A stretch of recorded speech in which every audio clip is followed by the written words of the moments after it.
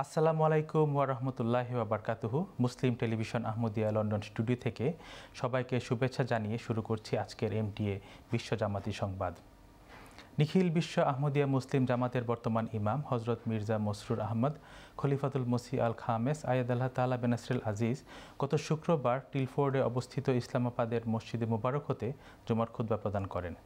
সংবাদের শুরুতেই থাকছে হুজুর আনোয়ার আয়াদাল্লাহ তাআলা প্রদত্ত জুমার খুতবার সারমর্ম। আমাদের প্রাণপ্রিয় হুজুর আদাহুল্লাহ তাআলা বেনাসরিল আজিজ আজকের জুমার খুতবাতেও মক্কা বিজয় সম্পর্কিত বিভিন্ন ঘটনা তুলে ধরেন। খুতবার শেষ দিকে হুজুর আদাহুল্লাহ তাআলা বেনাসরিল আজিজ আসন্ন জলসা সালানা যুক্তরাজ্য 2025-এর জন্য দোয়ার অনুরোধ জানান। अगले जुमे से इंशाअल्लाह ताला जमात अहमदिया बरतानिया का जलसा सालाना भी शुरू हो रहा है। इसके लिए भी दुआ करें, अल्लाह ताला अपने फजलों से जलसे को बरकत फरमाए और हर प्रोग्राम जो है अपने फजलों से उसको नवाजता रहे। हर शरीर और नुकसान पहुंचाने वाले की और या किसी भी नुकसान पहुंचाने की नीयत कर रखने वाले की शर से बचाए अल्लाह ताला। जो मेहमान अंदरून मुल्क से आ रहे हैं या बैरून मुल्क से आ रहे हैं उन्हें खैरियत से अल्लाह ताला लाए और यहाँ उन्हें हर तरह से अपनी हिफाजत में रखे। लोगों के जो ज़ाती मेहमान जलसे के लिए आ रहे हैं या जमाती इंतज़ाम के तहत मेहमान नवाजी के शोबे के तहत इनका इंतज़ाम होगा, उनकी मेहमान नवाजी का हक़ अदा करने की अल्लाह ताला हर मेज़बान को तौफ़ीक़ अता फ़रमाए। कारकुनान जो बड़े शौक़ और जज्बे से अपने आप को जलसे की ड्यूटियों के लिए पेश करते हैं, अल्लाह ताला उन सबको बेलौस होकर अपने अपने शोबा में खिदमत की तौफ़ीक़ दे और नहायत इज़्ज़त व एहतराम और नरमी और खुशमिजाजी से वो मेहमानों की खिदमत करें। আল্লাহ তাআলার অশেষ রহমতে জামাতে আহমদিয়া তুরস্ক তাদের 15তম বার্ষিক জলসা সালানার আয়োজন করে গত 28 এবং 29 জুন 2025 তুরস্কের ইস্তাম্বুল শহরে জলসা সালানার আয়োজন করা হয়। এই আধ্যাত্মিক সম্মেলনে যুক্তরাজ্য, জার্মানি, সুইডেন, ইরাক, তুরস্ক, তুর্কিস্তান এবং অন্যান্য দেশের প্রতিনিধিরাও সারা বিশ্ব থেকে অংশগ্রহণ করেছিলেন। এ নিয়ে থাকছে আমাদের বিস্তারিত ডেস্ক রিপোর্ট। আল্লাহর অশেষ অনুগ্রহে আহমদিয়া জামাত তুরস্কের 15তম জলসা সালানা গত 28 ও 29 জুন 2025 ইস্তাম্বুল শহরে অত্যন্ত সফলভাবে অনুষ্ঠিত হয়েছে। এই আধ্যাত্মিক জলসায় সারা বিশ্বের বিভিন্ন দেশ থেকে অতিথিরা অংশগ্রহণ করেন। এর মধ্যে ছিল যুক্তরাজ্য, জার্মানি, সুইডেন, ইরাক, কুর্দিস্তান প্রভৃতি। এই বরকতময় অনুষ্ঠান ছিল আহমদিয়া মুসলিম জামাতের অভ্যন্তরীণ ভ্রাতৃত্ব বন্ধনকে জোরদার করার একটি অসাধারণ সুযোগ, যা বিশ্বজুড়ে শান্তি ও সম্প্রীতির বার্তা ছড়িয়ে দেয়। জলসার কার্যক্রম 3টি ভাষায় পরিচালিত হয়: তুর্কি, আরবি ও কুর্দিশ। উপস্থিত সবার জন্য লাইভ অনুবাদের সুবিধাও রাখা হয়। এই জলসায় আগত বিশেষ অতিথিবর্গ বেশ কিছু ঈমানোদ্দীপক বক্তব্য রাখেন। এসব বক্তব্যের মধ্যে ছিল জার্মানিতে অবস্থিত টার্কিশ ডেস্কের প্রধান রশিদ তুর্ক সাহেব এবং মার্কাজ থেকে আগত কেন্দ্রীয় প্রতিনিধি মোহতরম মীর আঞ্জুম পারভেজ সাহেব। এই প্রথম আমি তুরস্কে কোনো জলসায় অংশগ্রহণ করছি। বক্তৃতাগুলো শুনে আমি অভিভূত, কারণ বক্তারা গভীরভাবে জামাতের শিক্ষা জেনে ও বই পুস্তক পড়ে অন্যদের মাঝে সেই জ্ঞান বিতরণ করছেন। এটি একটি গুরুত্বপূর্ণ দিক। এছাড়া জলসার আয়োজন ও ভেন্যু চমৎকার ছিল, জলসা ব্যবস্থাপনাও ছিল দারুণ। আমি এই জলসায় অংশ নিতে পেরে অত্যন্ত আনন্দিত।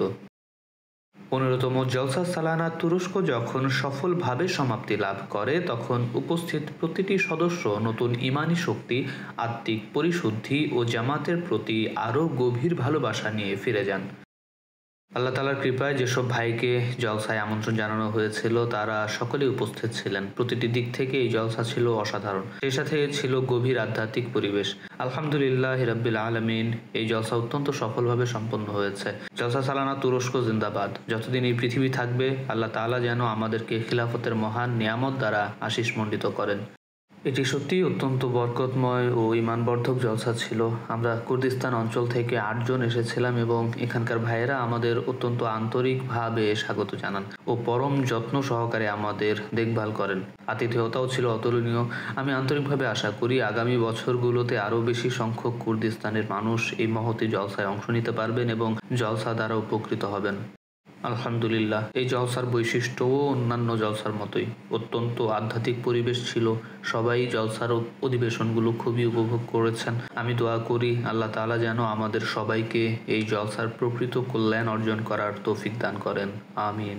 এই জলসা খিলাফতের ঐশী নেতৃত্বের অধীনে আহমদিয়া মুসলিম জামাতের আন্তর্জাতিক ঐক্য, বিশ্ব ভ্রাতৃত্ব এবং ইসলামের খাঁটি ও শান্তিপূর্ণ শিক্ষা প্রচারে জামাতের দৃঢ় অঙ্গীকার আবারও স্মরণ করিয়ে দিয়েছে।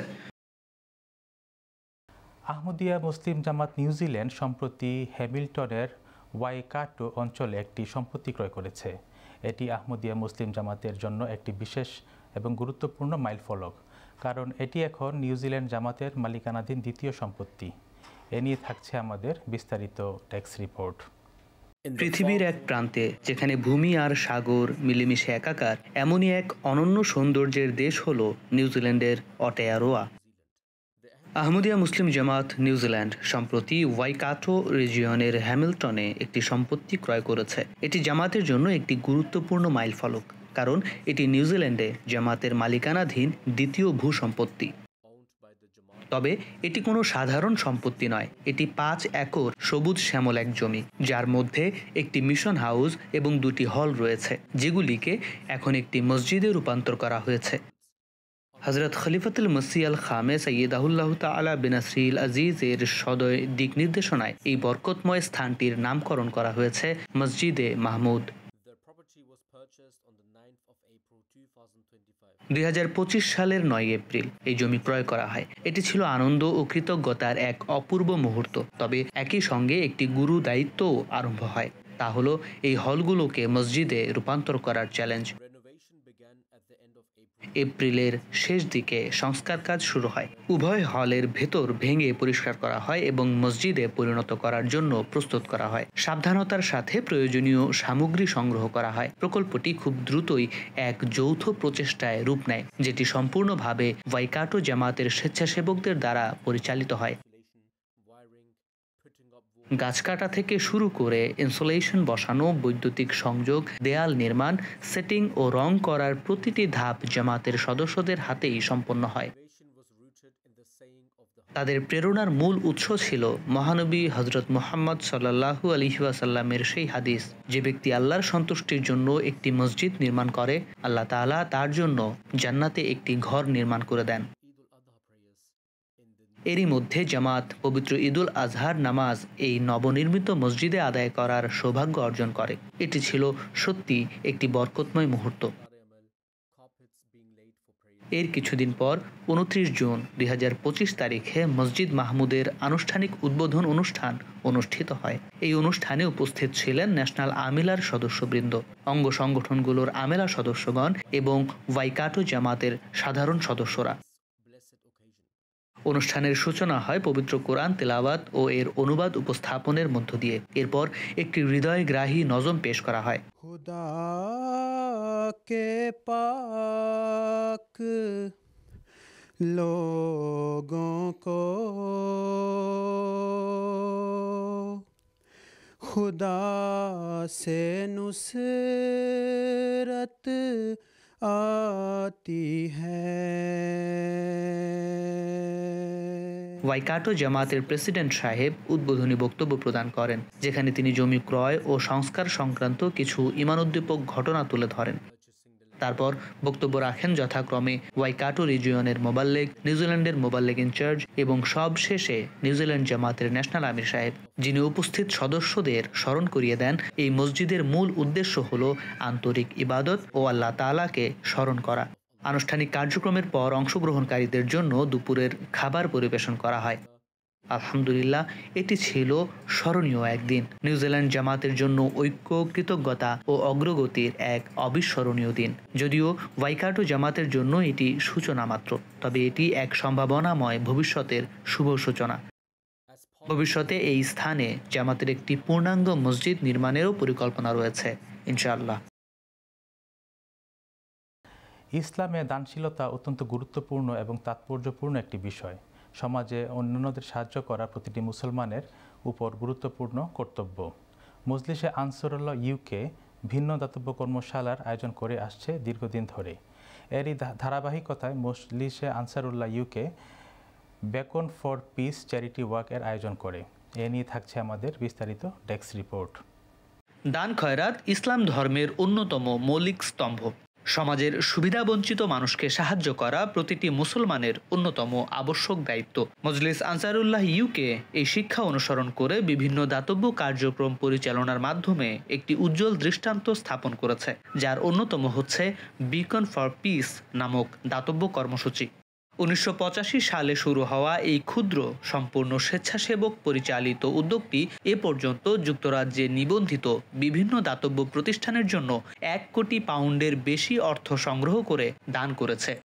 এই কর্মসূচির মাধ্যমে 660টিরও বেশি ব্রিটিশ দাতব্য সংস্থা উপকৃত হয়েছে। এর মধ্যে রয়েছে British Heart Foundation, Macmillan Cancer Support, Action for Children ইত্যাদি।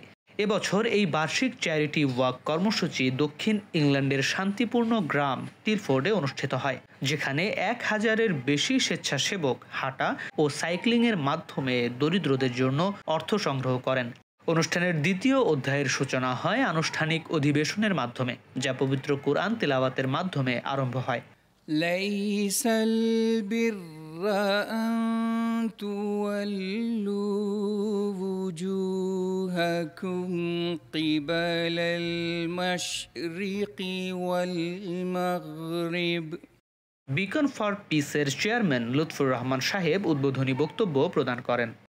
বিকন ফর পিস হচ্ছে আহমদিয়া মুসলিম জামাতের বয়োজ্যেষ্ঠ পুরুষদের অঙ্গ সংগঠন মজলিস আনসারুল্লাহর দাতব্য শাখা, যার মূলনীতি হচ্ছে জাতি, ধর্ম, বর্ণ নির্বিশেষে সকলকে মানবতামূলক সেবা প্রদান করা। এই বছর আমরা মানবতার সেবার 40 বছর পূর্তি উদযাপন করছি, যেটা আমাদের বিভিন্ন দাতব্য কার্যক্রম ও বিভিন্ন দাতব্য সংগঠনের সাথে অংশীদারিত্বের মধ্য দিয়ে পালিত হচ্ছে।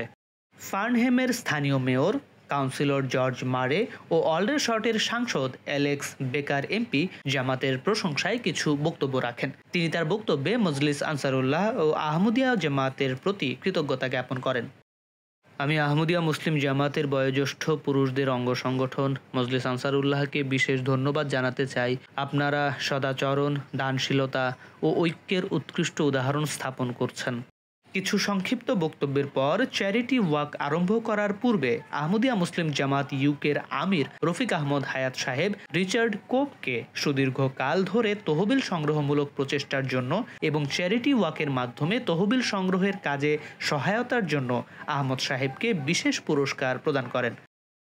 এই ইভেন্টের মূল উদ্দেশ্য হচ্ছে মানুষজনকে একত্র করা, শান্তিপূর্ণ সহাবস্থানের বার্তা ছড়িয়ে দেয়া এবং আমাদের আশেপাশের মানুষদের সাহায্য করা। আজকের এই অনুষ্ঠানের উদ্দেশ্যই হলো বিভিন্ন ধর্মের মানুষকে একত্রিত করা। আমরা আশা করছি খ্রিস্টান, ইহুদি, মুসলিম সব ধর্মের মানুষই এতে অংশ নেবেন এবং তাদের একমাত্র উদ্দেশ্য হবে সুবিধাবঞ্চিত মানুষদের সহায়তার লক্ষ্যে অর্থ সংগ্রহ করা।